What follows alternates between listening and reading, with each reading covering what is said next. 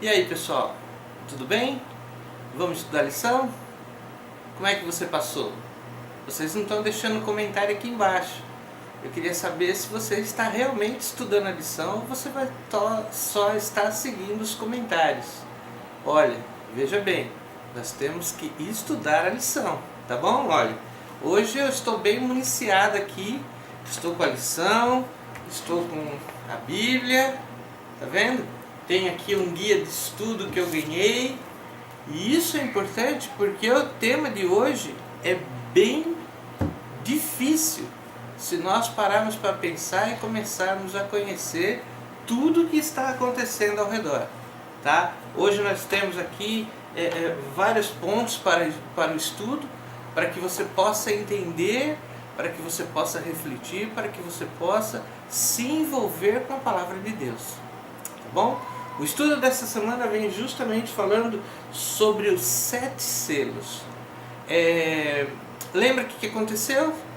Na semana passada nós descobrimos que Jesus, que é o Cordeiro, o único digno de abrir o livro que estava selado. Eu só queria que você se lembrasse que esse livro aparece lá em Ezequiel, tá bom? Eu posso até colocar aqui. Eu vou colocar aqui os versículos do livro de Ezequiel, onde que fala que Ezequiel, diante do trono, o que aconteceu? Ele viu este livro. Esse livro, eu acredito que na época de Ezequiel ainda não estava completo. E ele pôde ler algumas coisas e viu que era o mesmo livro, porque ele fala que ele estava escrito por dentro e por fora. Quando João viu esse livro, ele também viu que estava escrito por dentro e por fora. Acontece que Ezequiel fala que esse livro é um livro dos ais, é o livro da dor, é o livro do pranto. Então esse livro nós podemos acreditar que é justamente o livro da história da igreja, é o livro da história do povo de Deus aqui na terra. Porque nós sempre vamos estar envolvidos em dor, em aflição, e isso é o que nos motiva para nos colocarmos ao pé do Salvador.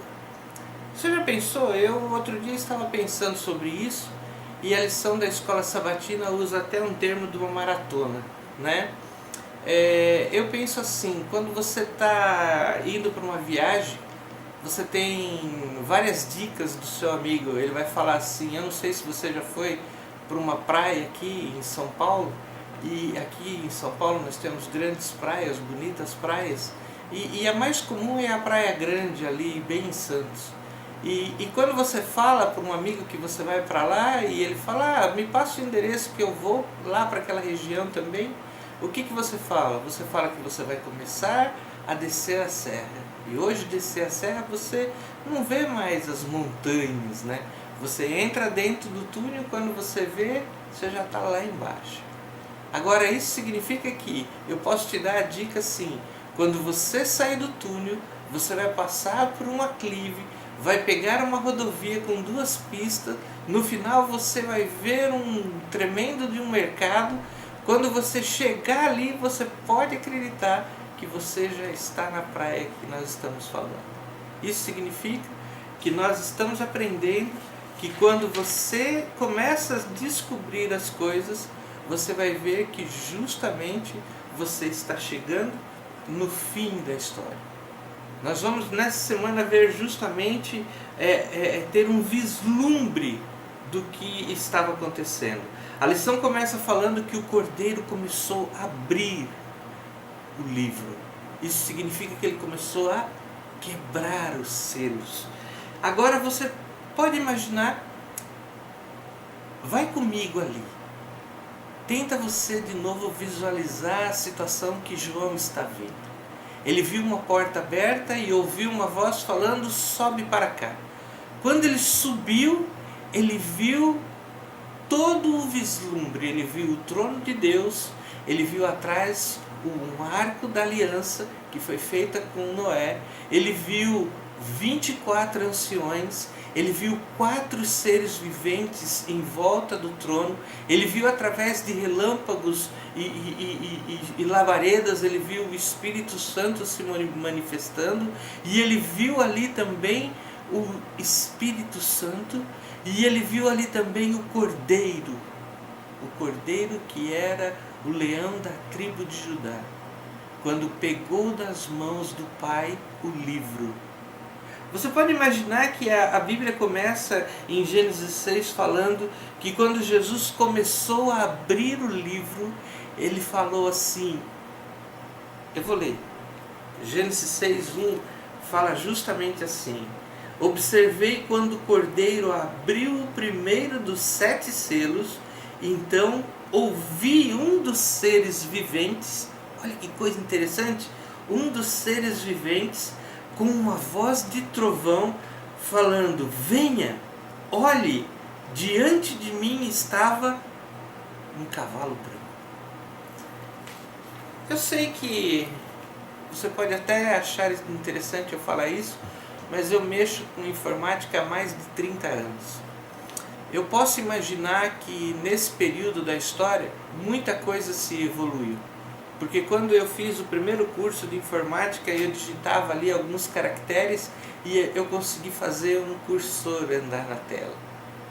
Hoje você pode imaginar que você falando com o computador algumas coisas acontecem. Você já usou aquela expressão, e aí Google? Sim, você fala com o computador e os computadores vai fazendo as coisas. Você pode imaginar tudo isso que eu te falei, a sala do trono, aquelas pessoas, os 4 seres viventes e João lá fora, e de repente quando Jesus quebra, o cordeiro quebra o primeiro selo, entra em cena um cavalo branco. Qual será o sistema que Deus usou para isso acontecer? Já passou pela sua cabeça? Eu fico imaginando, porque a gente pode até falar alguns anos atrás que podia ser uma película de cinema. A gente podia estar falando que hoje podia ser um tremendo de um projetor, 5.000 lumens, né, projetando ali, ou até mesmo para alguns mais fanáticos, um holograma entra em cena. Queridos, eu não sei. A única coisa eu sei é que João viu o ser vivente clamando e falando assim, venha, veja, um cavalo branco. Isso fez com que o próprio ser vivente se ficasse extasiado, porque ele viu um cavalo branco. Agora, o que eu quero te falar nessas coisas? Quando abre o primeiro selo e aparece o cavalo branco, ele vem com algumas características. E aí você começa a entender o livro do Apocalipse. O que eu vou te dar uma dica agora é que você pode começar a entender que eu não sei como Deus mostrou as coisas, como é que Jesus fez as coisas acontecer. Uma coisa eu sei, que cada selo que foi quebrado representa um período da história da igreja aqui na Terra. Sabe por quê? Porque olha assim, cada animal que aparece, cada cavalo, cada cavaleiro, cada coisa que ele carregava tem as suas características. Presta atenção, quando abre-se o primeiro selo, nós vimos um cavalo branco. E esse cavalo branco estava ali com o seu cavaleiro. Ele carregava na sua mão um arco sem flecha e ao mesmo tempo ele ganhou uma coroa. Acontece que esse cavalo branco representa a pureza. A pureza em todos os aspectos. Na Bíblia, o branco representa a pureza. E aí nós podemos entender que é a pureza das mensagens que os discípulos apresentaram no período da primeira igreja. A coroa representa a vitória. Representa a vitória. Talvez você possa estar se pensando assim, mas Paulo, e o arco? O arco é um instrumento de guerra. E o instrumento de guerra, aquele especificamente, só seria um instrumento de guerra válido se ele estivesse com uma flecha. Isso significa que a mensagem estava pronta para ser levada, custe o que custasse, mas com amor e com carinho. Tudo isso significa que a igreja estava avançando em seu período. O cavalo branco se assemelha à pureza que a mensagem foi levada nos primeiros anos da história. Mesmo assim, com várias perseguições, lembra? Até mesmo João fala, eu, João, estava na ilha de Patmos por causa, João 1,9, por causa da palavra de Deus, por causa da mensagem. Isso significa que a igreja estava lutando, estava sofrendo, já começando a se ter as perseguições, ela estava pronta para a batalha, mas justamente vivendo com amor. E por isso ele recebe, logo que ele aparece, a coroa da vitória. Acontece que se abre o segundo selo e aí sim entra em cena um cavalo vermelho. Esse cavalo representa algo tão diferente, porque ele recebeu um poder. Ele recebeu o poder. E sabe qual poder foi esse? Foi o poder de tirar a paz. O poder de tirar a paz. Ele também tinha em sua mão, ele ganhou, uma espada. Ele ganhou uma espada. Eu vi uma moça comentando a respeito da lição, porque eu fico vendo o que as pessoas estão falando referente à lição, e olha aqui que eu vou falar para você.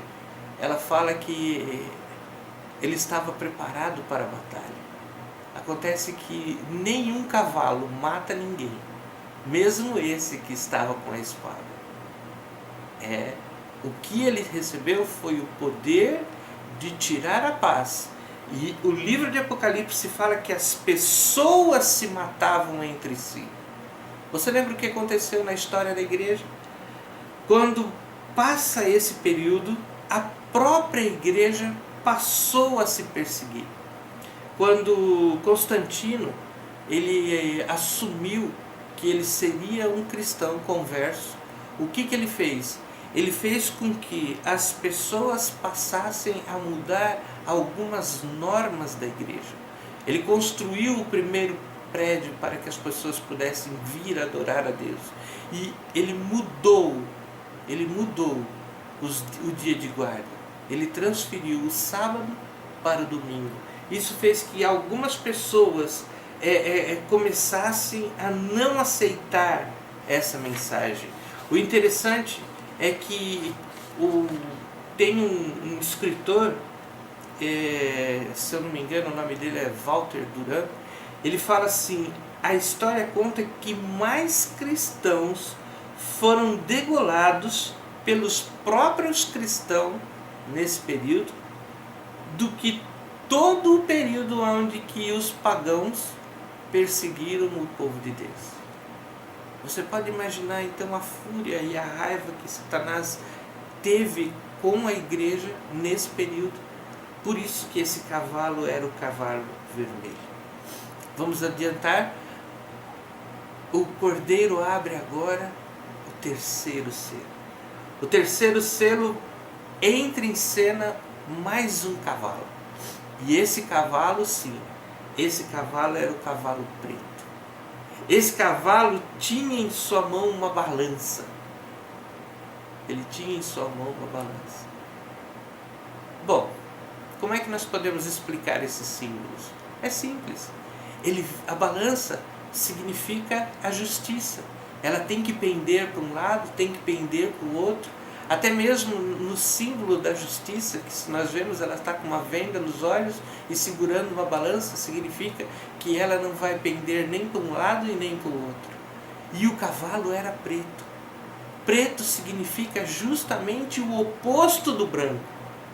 Enquanto o branco representa a paz, representa a pureza, o negro representa o lado mais escuro que a igreja se encontrava. Você pode imaginar o lado mais escuro da igreja? A igreja começou a transformar os seus interesses. Isso significa que ela começou a seguir tradições, ela começou a seguir doutrinas pagãs que eles falam. Tá? Um dia nós vamos comentar alguma coisa sobre o paganismo, mas a igreja começou a seguir as doutrinas pagãs, a igreja começou a se envolver com as tradições, ela começou a colocar ali algumas formas de liturgia que sexualmente até hoje é abominável. Isso significa que a igreja mudou de tal forma, e o mais importante é que a igreja começou a perder a autoridade.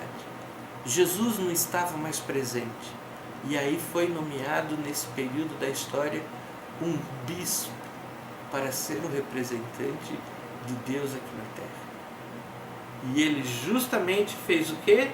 Entrou com todo o poder político e ao mesmo tempo o poder religioso. E a igreja começou a viver o lado mais escuro da história. Mas tem um detalhe aí nesse período. Olha só que coisa interessante. Enquanto tudo isso estava acontecendo, um dos seres viventes que fica na presença de Deus diante do trono, ele se surpreende e ele clama em alta voz o que está escrito em Apocalipse 6,6. Ele fala assim, deixa eu abrir aqui para vocês verem. Apocalipse 6,6, Bíblia na mão. Ele fala assim: 1 quilo de trigo por 1 denário, 3 quilos de cevada por 1 denário. Não danifique nem o azeite e nem o vinho. Puxa, Paulo, por que esse ser vivente fala isso? Você já pensou o que ele tinha visto que nós não vimos? Você sabe que no tempo de João, um denário era o salário de pagamento de um dia de trabalho, de um trabalhador. Ele saía da sua casa, ia para o trabalho, trabalhava talvez ali das 7 da manhã às 6 da tarde, vamos colocar aí com muito sacrifício 1 hora de almoço ali, para que ele pudesse descansar debaixo de uma árvore, e no final do dia ele ganhava 1 denário. 1 denário ele voltava para casa, num período muito bom da história, ele conseguia sustentar uma família até com 4 pessoas. Ou seja, era um bom salário. Ele trazia alimento para café da manhã, almoço e janta. Mas acontece que aqui, quando o anjo fala isso, ele ainda significa, e ele determina o que é vendido. Ele fala, 1 medida de trigo por 1 denário e 3 medidas de cevada por 1 denário. Isso significa que 3 medidas de cevada não dava nem para fazer um pão muito pequeno. E 1 medida de trigo, ajuntando ali, para que pudesse ser feito o fermento, dava talvez um pão para uma refeição de uma única pessoa. Isso significa, simbolicamente e profeticamente falando, fala aqui que a igreja estava passando pelo o maior período de privação. Até um período onde que nós podemos falar assim, que é um período ali que a pessoa não podia nem comprar os seus alimentos. Ou seja, estava passando por uma escassez. Ele profetiza que a igreja estava ficando sem o alimento espiritual. Quem tinha esse privilégio era muito pouquinho, que não dava nem para se sustentar. Lembra o que aconteceu no período da história? Justamente a igreja começa a se manifestar e ela começa a esconder a palavra de Deus. Muitas pessoas começam a trabalhar em cima disso e eles tentam justamente falar sobre a palavra de Deus e eles são severamente perseguidos. E isso significa que a palavra de Deus é até tirada, ela é até escondida. E isso faz com que as escrituras desapareçam da história. Nesse período, Satanás parecia estar vencendo. Justamente, Satanás parecia estar vencendo. período mais negro da história da igreja.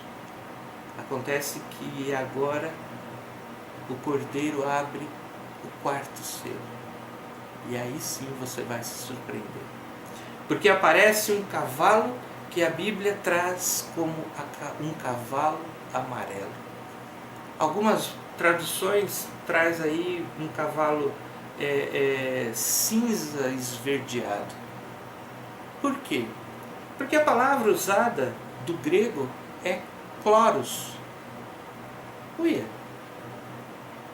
A palavra chloros do grego é a palavra original que nós temos para o próprio cloro. Se você vai aqui, eu vou mostrar aqui uma tabela periódica, ela tem aqui, ó, é o número 17 da tabela periódica. E se você pega o cloro in natura, não a água sanitária, né, mas se pega o cloro in natura, ele tem sim a cor meio amarelada, meio esverdeado, cheira muito forte. E essa cor é a que representa, a própria lição dos adultos fala que representa um cadáver em decomposição. A Bíblia fala que esse cavalo amarelo, ele tinha uma espada na mão e foi-lhe dado o poder de matar 1/3, 1/4 do povo. 1/4. Pega uma barra de chocolate, divide ela em 4 e tira um pedaço. Esse pedaço foi justamente o que foi retirado do povo de Deus. O cloro, com aquela sua cor, com aquele seu cheiro, representava justamente a missão que esse cavalo tinha. Porque o seu cavaleiro era a morte. Era a morte seguido pelo inferno. Algumas traduções da Bíblia falam que ele estava seguido pelo Hades. Hades é inferno. Muitas pessoas no período da igreja, na história, morreram nesse período. A igreja começou a perder o foco. Não era nem sombra de dúvida da primeira igreja que estava ali fundida quando Jesus colocou nos discípulos o primeiro nome. Esse período da história, a igreja estava envolvida em tantas doutrinas abomináveis que fez com que a própria igreja matasse os cristãos. Só para vocês terem uma ideia, nesse período foi o período que eles falavam que era a Santa Inquisição. Significa que tinha exércitos cristãos para matar cristãos. E eles decapitavam essas pessoas. Eles implantaram nesse período da história a adoração às imagens. Eles implantaram ali várias coisas que fez com que a igreja perdesse o significado de ser a palavra verdadeira, que fosse o poder que ia se manter. O cavalo amarelo justamente vem trazendo a representatividade da morte. Esse foi um período da história que a igreja ficou totalmente administrada por um bispo e um bispo romano. Foi quando surgiu, no período da história, o primeiro papa. Ele fez com que a igreja se perdesse nas suas doutrinas, seguindo preceitos sem a palavra de Deus. Eles estavam justamente lutando contra tudo o que eles podiam ter acreditado no início da história. Acontece que o Cordeiro abre agora o 5º selo. E ele abrindo o 5º selo é uma coisa impressionante, porque agora não vem mais um animal. Quando João olha essa cena da abertura do 5º selo, ele pode ver o trono de Deus. E embaixo do trono de Deus aparece ali algumas almas. E eu quero deixar bem claro que alma na Bíblia é um ser vivo. Nós podemos depois, se vocês quiserem, mais uma vez vou falar aqui, deixe seus comentários, nós podemos fazer um comentário falando sobre a morte, sobre a alma vivente, para que você possa entender um pouco mais. Mas nesse momento, o ponto da história é que aquelas almas, aqueles seres viventes que estavam debaixo do trono de Deus, representavam os mártires que foram mortos e clamavam a Deus: até quando, Senhor? Até quando? Quando o próprio Deus olhou para eles e falou: calma, deu para eles vestes brancas, para que eles ficassem também purificados, e falou: aguarde mais um pouco, até que se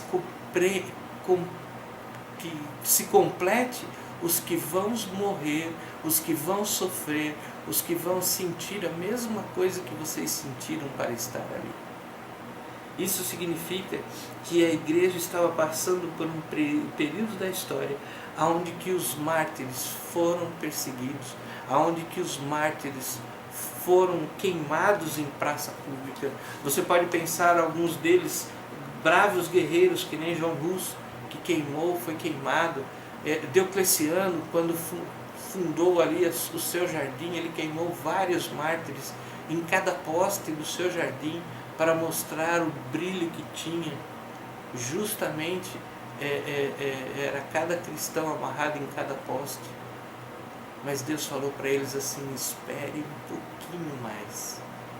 Sabe que isso dá música dos arautos do rei, né? Mas o Cordeiro abre então agora o 6º selo. E esse eu tenho que ler com vocês.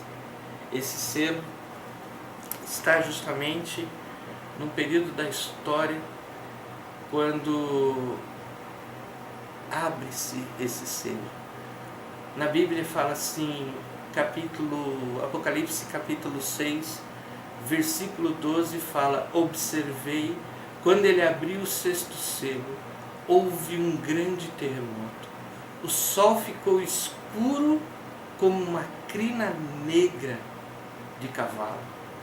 Todas as luas tornou-se vermelha como sangue, e as estrelas do céu caíram sobre a terra como figos verdes caem, e o céu foi enrolado como se enrola um pergaminho, e todas as montanhas foram removidas dos seus lugares.